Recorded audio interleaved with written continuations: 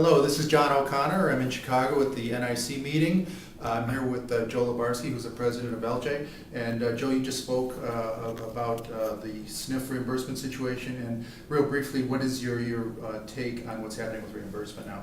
Well, I think reimbursement right now, both from a Medicare and a Medicaid point of view, the outlook is not real promising right now. I think the primary reason, of course, is we have a weak economy and the states do not have considerable dollars.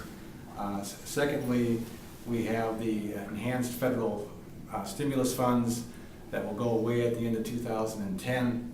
And we also have a real competition for the long-term care dollar with home and community-based services with states rebalancing. So I think for those three reasons, on the Medicaid side, I think funding is going to be difficult in the next couple of years.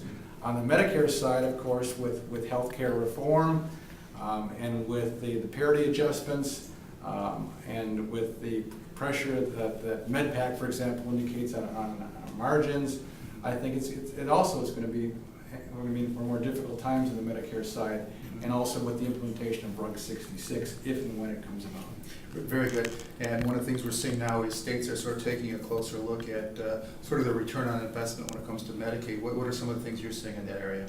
That's a very good point, because what all the states are doing now is they're looking at it from the standpoint of not only do I want to pay for an efficient and economic provider, but I want to make sure I'm getting value for the dollars that I'm paying. Value in terms of quality.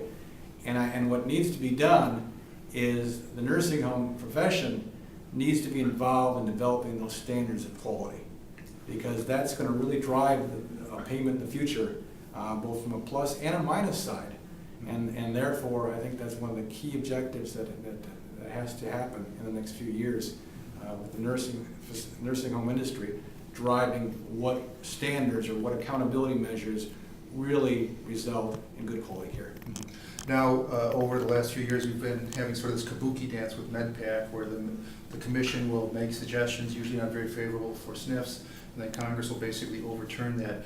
Now, one of the proposals we're seeing is actually from the White House, I believe, to essentially replace MedPAC with another group that would oversee Medicare rates. What's your take on what's likely to happen there? Well, what I've heard, which is outstanding news, is that MedPAC would have to take into account not just Medicare margins, but also examine Medicaid shortfalls and look at the overall margins of nursing facilities.